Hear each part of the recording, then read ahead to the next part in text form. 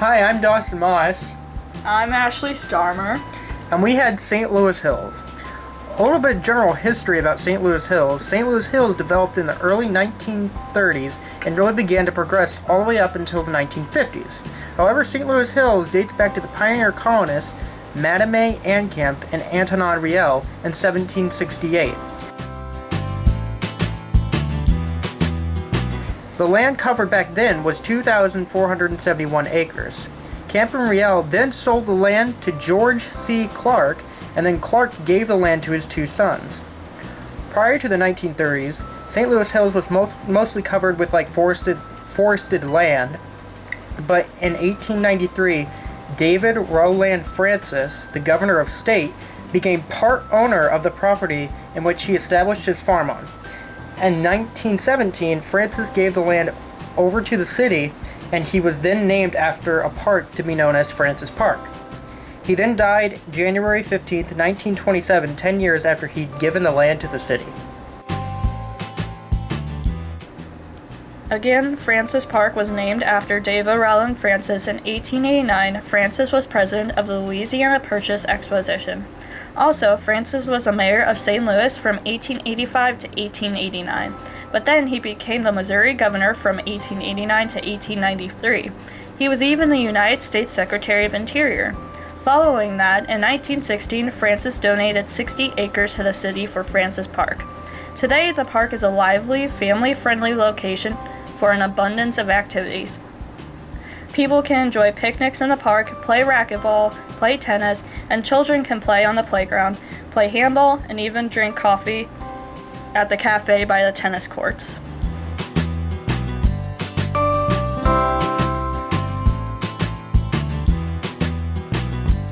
Going into our next topic, the art fair known as Art in the Park is held in Francis Park. The fair is held for over 80 artists to showcase, sell, and admire their own work. People can walk around, listen to music, and enjoy all types of art.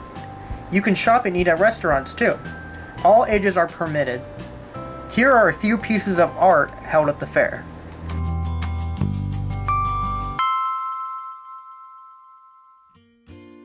Now moving on to Ted Drewes.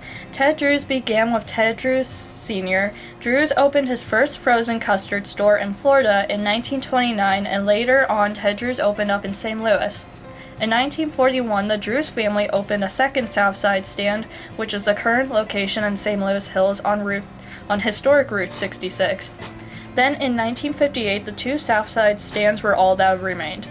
As the business of the stand in St. Louis Hills progressed, Ted Drewes Jr. decided that instead of having 5 serving windows, that they would have 12 serving windows to increase the productivity of the frozen custard stand in 1985. Throughout the years, Ted Drewes has become a popular treat for St. Louisans and tourists. They even sell Christmas trees around the holidays. Ted's concrete treat has been the most popular at custard stands, which was created in 1959. Ted Drewes is a great place for all ages. This is also where the St. Louis 250-year birthday cake was. They recently won an award for Best Ice Cream Store in the World. Bishop de Burgh High School, named after Bishop Louis William Valentine de Burgh, is a Roman Catholic private high school. 17 acres of land was purchased by Cardinal Glennon, and by the 1950s, Cardinal Ritter, the archbishop at the time, announced the plans to build the high school. Until the completion of the new school, classes were conducted in temporary classes at Jefferson Barracks in Lemay. The school opened at Jefferson Barracks September 1950. The school moved to its current location in 1953, after being founded at Jefferson Barracks. Today, it's just like a normal private high school. Tuition costs $14,500 to educate one student, and they try to keep their prices affordable for people who are wanting a Catholic education. It is just like our school with the same credit system and the same amount needed, but Bishop de Burgh High School students have to have 4 credits of a religion class. Their school mission is inspired by Christ. Bishop de Burgh High School educates a diverse, co-educational community and enables young people to reach their full potential, and develops leaders in faith and service through Catholic values and academic excellence. Speaking of religion, there are 4 churches at each corner of Francis Park, creating a square shape around the park. The 4 churches are St. Thomas the Apostle Church, St. Gabriel Church, Hope United Church of Christ, and Ascension Evan Lutheran Church. St. Thomas the Apostle Church is a Christian church and more specifically an Orthodox church. Furthermore, another church in this square is St. Gabriel Church. St. Gabriel is a Roman Catholic church. Another church is Ascension Evan Lutheran Church, where of course they believe in Lutheranism. Lastly, the other church called Hope United Church of Christ. After World War II, St. Louis continued developing with more houses and new families moving in. Surveys had been taken in St. Louis Hills and showed that it would be a great place to make the church. Before a church was actually built, worships were held in buildings near Francis Park. North Lake was created in 1947. The history of the park began with Cyrus Crane Wilmore. 70 acres had been donated by him for North Lake. Wilmore was a St. Louis developer. He was responsible for many suburban subdivisions in University City, Webster Groves, and Normandy. Furthermore, during the Great Flood of 1993, some of the park had been overtaken by backwater from the Pere River west. Capital improvement monies were used after the Great Flood. Today, the park is fun for the family and for dogs too.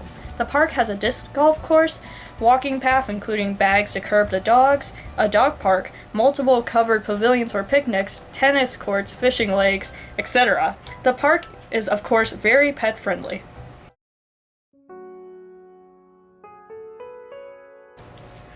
The Pere River is not the most nice-looking river. The Pere River has experienced a hardship of sewage and waste from 1887 to 1998. Ultimately, this is not a great start for the river. Furthermore, when pavement roads were implemented, the runoff of all rainwater went into the river, thus causing many floods. In 1915, a flood took place, killing 11 people and forcing 1,025 families out of their homes. People decided to take action. In 1916, a project called the River de Pere Sewage and Drainage Works was established. It took 9 years, and workers regraded and paved the river's banks and straightened its bends. As a result, this had some side effects occur to other locations. In quite a few places, the river started traveling faster and the banks were steeper. This led to greater erosion along the banks of the river. This threatened the environment, such as the trees and even structures near the river. Today, the Pere River is an unpleasant river, and many citizens look at the river as nothing more than an open sewer. Citizens of St. Louis Hills and visitors have an unfavorable attitude towards this river.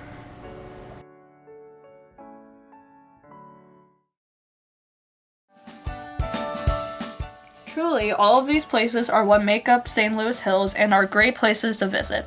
Some other events held in St. Louis Hills are Easter egg hunts, Run for the Hills, Christmas tree lighting, and a holiday party every year. Also, if you're interested in living here, there are house tours of selected neighborhood homes. Here are some St. Louis Hills statistics. There is a 2.8 unemployment rate. 82% of workers are white-collar workers. 19% of the households there have children. The majority of house owners are ages 40 and up. The median income is $60,232. Although in 2010, 457 households were making anywhere from $75,000 a year to $100,000. There are even a group of about 65 households who have made over $500,000 a year.